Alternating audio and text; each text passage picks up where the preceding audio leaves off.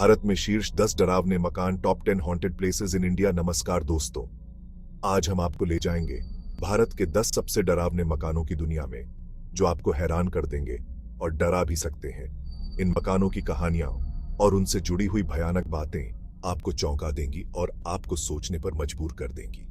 तो अगर आप भी डर के मारे कांपने को तैयार हैं, तो हमारे साथ बने रहिए और जानिए इन भूतिया जगहों के बारे में। लेकिन हाँ, दिल थाम के बैठना, क्योंकि आगे जो होने वाला है वो आपके रोंगटे खड़े कर सकता है। तो दोस्तों, शुरू करते हैं अपनी इस डरावनी यात्रा की शुरुआत राजस्थान के भानगढ़ किले से। ये किला तो भूतों का अड्डा ही माना जाता है। कहते हैं कि यहां एक तांत्रिक रहता था जिसे राजकुमारी से प्यार हो गया, मगर उसकी प्रेम कहानी का अंत अच्छा नहीं हुआ और उसने श्राप दे डाला कि यह किला बर्बाद हो जाएगा। और हुआ भी कुछ ऐसा ही। आज ये किला खंडहर बन चुका है और यहां रात को कोई नहीं रुकता। कहते हैं कि सूरज ढलने के बाद यहां अजीबोगरीब आवाजें सुनाई देती हैं, परछाइयां दिखती हैं और लोगों को अजीब सा महसूस होता है। इतना ही नहीं, सरकार ने भी यहां सूरज ढलने के बाद रुकने पर पाबंदी लगा रखी है। सोचो कितना डर होगा इस जगह पर। अब आप सोच रहे होंगे कि मैं इतना डर क्यों रहा हूं। अरे भाई, मैं भी तो इंसान ही हूं ना। और वैसे भी ऐसी जगहों के बारे में सुनकर डर तो लगता ही है, लेकिन डर के आगे जीत तो हमें ही हासिल करनी है। तो चलो आगे बढ़ते हैं और जानते हैं अगली डरावनी जगह के बारे में। अब हम आ गए हैं पश्चिम बंगाल, दार्जिलिंग के पास स्थित डाउ हिल। यहां एक स्कूल है जो अब बंद पड़ा है, लेकिन कहते हैं कि यहां अब भी बच्चों के खेलने की आवाजें आती हैं। लोग बताते हैं कि उन्होंने यहां एक बिना सिर वाले लड़के को घूमते हुए देखा है। स्कूल की पुरानी लकड़ी की सीढ़ियों पर कदमों की आवाजें, खाली कमरों से आती हुई अजीबोगरीब आवाजें। ऐसा माहौल तो किसी को भी डराने के लिए काफी है। कई लोगों ने यहां अजीबोगरीब सी शक्तियों को महसूस किया है और वो डर के मारे भाग खड़े हुए हैं। क्या सच में यहां कुछ गड़बड़ है? क्या यहां वाकई में भूतों का बसेरा है? ये तो हम नहीं जानते, लेकिन हाँ, इस जगह के बारे में सुनकर तो डर जरूर लगता है। अब हम आ गए हैं हमारी राजधानी दिल्ली, जहां एक वीरान सा महल है, मालचा महल। कहते हैं कि यहां कभी एक राजकुमारी रहती थी, जिनकी मौत एक रहस्यमय तरीके से हो गई। तब से लेकर आज तक लोग बताते हैं कि उन्होंने यहां उस राजकुमारी की आत्मा को भटकते हुए देखा है। रात के अंधेरे में महल के गलियारों में घूमना तो दूर, यहां दिन में भी रूह कांप उठती है।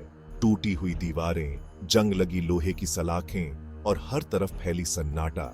ऐसा लगता है जैसे ये जगह सदियों से वीरान पड़ी है। क्या सच में इस महल में राजकुमारी की आत्मा भटकती है? ये तो हम नहीं जानते, लेकिन हाँ, इस जगह पर जाने की हिम्मत तो हमारी भी नहीं है। चैप्टर 4। अब हम आ गए हैं तमिलनाडु के खूबसूरत हिल स्टेशन ऊटी। यहां एक होटल है जिसका नाम है फर्नहिल होटल। ये होटल देखने में तो बहुत ही खूबसूरत है, लेकिन कहते हैं कि यहाँ कुछ अजीबोगरीब घटनाएं घटती हैं। लोगों ने यहाँ फर्नीचर को अपने आप हिलते हुए देखा है, दरवाजे अपने आप खुलते और बंद होते हुए देखे हैं। और तो और, कुछ लोगों ने तो यहाँ एक अंग्रेज आदमी की आत्मा को भी घूमते हुए देखा है। कहते हैं कि ये आदमी इसी होटल में कभी रुका था और उसकी मौत यहीं हो गई थी। होटल के कर्मचारी भी मानते हैं कि यहाँ कुछ न कुछ तो जरूर है। क्या सच में इस होटल में भूतों का बसेरा है? ये तो हम नहीं जानते, लेकिन हाँ, यहाँ रुकने की हिम्मत तो हमारी भी नहीं है। चैप्टर 5। अब हम आ गए हैं महाराष्ट्र के पुणे शहर, जहां एक ऐतिहासिक किला है, शनिवारवाड़ा किला। यह किला कभी पेशवाओं की राजधानी हुआ करता था, लेकिन कहते हैं कि इस किले में एक दर्दनाक घटना घटी थी। पेशवाओं के एक राजकुमार की यहां हत्या कर दी गई थी। तब से लेकर आज तक लोग बताते हैं कि उन्होंने यहां उस राजकुमार की आत्मा को भटकते हुए देखा है। रात के अंधेरे में किले के गलियारों में घूमना तो दूर, यहां दिन में भी रूह कांप उठती है। टूटी हुई दीवारें, जंग लगी लोहे की सलाखें और हर तरफ फैला सन्नाटा। ऐसा लगता है जैसे ये जगह सदियों से वीरान पड़ी है। क्या सच में इस किले में राजकुमार की आत्मा भटकती है?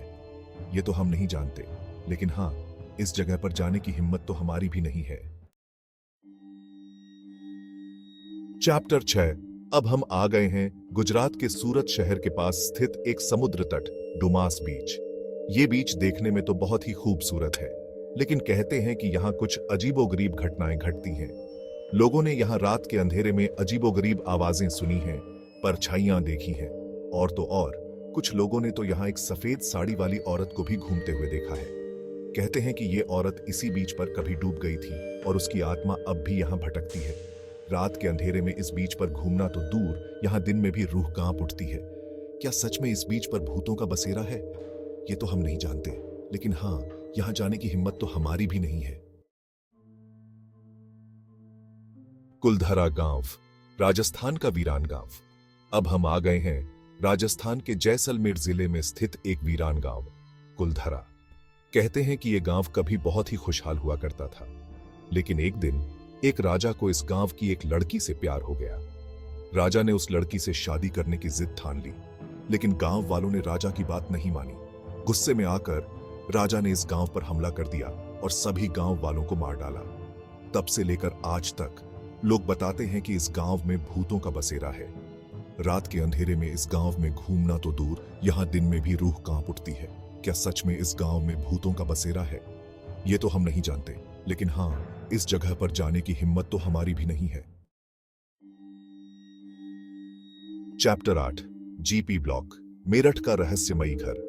अब हम आ गए हैं उत्तर प्रदेश के मेरठ शहर में स्थित एक घर, जीपी ब्लॉक। यह घर देखने में तो एक आम घर जैसा ही है, लेकिन कहते हैं कि यहाँ कुछ अजीबोगरीब घटनाएं घटती हैं। लोगों ने यहाँ रात के अंधेरे में अजीबोगरीब आवाजें सुनी हैं, परछाइयां देखी हैं, और तो और कुछ लोगों ने तो यहाँ एक सफेद कपड़े पहने हुए औरत को भी घूमते हुए देखा है। कहते हैं कि ये औरत इसी घर में कभी रहती थी और उसकी मौत यहीं हो गई थी। रात के अंधेरे में इस घर के पास से गुजरना तो दूर, यहाँ दिन में भी रूह कांप उठती है। क्या सच में इस घर में भूतों का बसेरा है? ये तो हम नहीं जानते, लेकिन हाँ, यहाँ जाने की हिम्मत तो हमारी भी नहीं है। Chapter 9, Ramoji film city, Hyderabad का भूतिया फिल्म स्टूडियो। अब हम आ गए हैं तेलंगाना के हैदराबाद शहर में स्थित एक film studio, Ramoji film city. यह फिल्म स्टूडियो देखने में तो बहुत ही भव्य है, लेकिन कहते हैं कि यहाँ कुछ अजीबोगरीब घटनाएं घटती हैं। लोगों ने यहाँ रात के अंधेरे में अजीबोगरीब आवाजें सुनी हैं, परछाइयां देखी हैं, और तो और कुछ लोगों ने तो यहाँ एक काले घोड़े पर सवार आदमी को भी घूमते हुए देखा है। कहते हैं कि यह आदमी इसी स्टूडियो में कभी काम करता था और उसकी मौत यहीं हो गई थी। रात के अंधेरे में इस स्टूडियो में घूमना तो दूर, यहां दिन में भी रूह कांप उठती है। क्या सच में इस स्टूडियो में भूतों का बसेरा है? ये तो हम नहीं जानते, लेकिन हां, यहां जाने की हिम्मत तो हमारी भी नहीं है। चैप्टर 10, दिल्ली कैंटोनमेंट क्षेत्र, जहां सन्नाटा भी चीखता है। अब हम आ गए हैं फिर से हमारी राजधानी दिल्ली, जहां एक और डरावनी जगह है, दिल्ली कैंटोनमेंट क्षेत्र। ये क्षेत्र देखने में तो बहुत ही हरा भरा है, लेकिन कहते हैं कि यहाँ कुछ अजीबोगरीब घटनाएं घटती हैं। लोगों ने यहाँ रात के अंधेरे में अजीबोगरीब आवाजें सुनी हैं, परछाइयां देखी हैं, और तो और कुछ लोगों ने तो यहाँ एक सफेद साड़ी वाली औरत को भी घूमते हुए देखा है। कहते हैं कि ये औरत इसी क्षेत्र में कभी रहती थी और उसकी मौत यहीं हो गई थी। रात के अंधेरे में इस क्षेत्र में घूमना तो दूर, यहाँ दिन में भी रूह कांप उठती है। क्या सच में इस क्षेत्र में भूतों का बसेरा है? ये तो हम नहीं जानते, लेकिन हाँ, यहां जाने की हिम्मत तो हमारी भी नहीं है। तो ये थे भारत के 10 सबसे डरावने मकान। तो दोस्तों, ये थे भारत के 10 सबसे डरावने मकान। उम्मीद है आपको ये वीडियो पसंद आया होगा। अगर आपको ये वीडियो पसंद आया हो तो इसे लाइक करें, अपने दोस्तों के साथ शेयर करें और हमारे चैनल को सब्सक्राइब करना न भूलें। और हाँ, इन जगहों पर जाने की हिम्मत तो हमारी नहीं है, लेकिन अगर आप में हिम्मत है तो आप जरूर जा सकते हैं। लेकिन सावधान रहना, क्योंकि ये जगह वाकई में बहुत डरावनी है।